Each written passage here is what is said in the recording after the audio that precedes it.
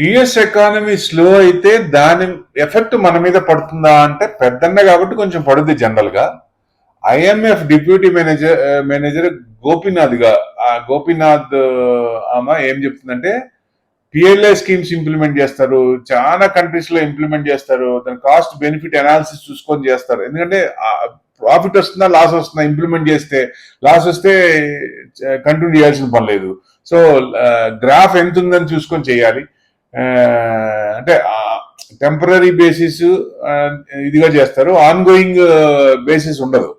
So PLI schemes అనేది 3 phases లో మన దగ్గర చేసాం. 2020లో, 2021లో తర్వాత చేశారు. 14 సెక్టార్స్ అంటే ఫైనాన్షియల్ ఇన్వెస్ట్మెంట్ జరిగింది. దాంట్లో pharma, electronic, tech products, telecom, networking products, air conditioners, automobiles, auto components. అంటే ఆమె ఏం చెప్తారంటే స్ట్రక్చరల్ రిఫార్మ్స్ ఉండాలి, improving off easy doing business ఉండాలి, జుడిషియల్ ఎఫిషియన్సీ ఉండాలి, ట్యాక్స్ సిస్టమ్స్ ఉండాలి.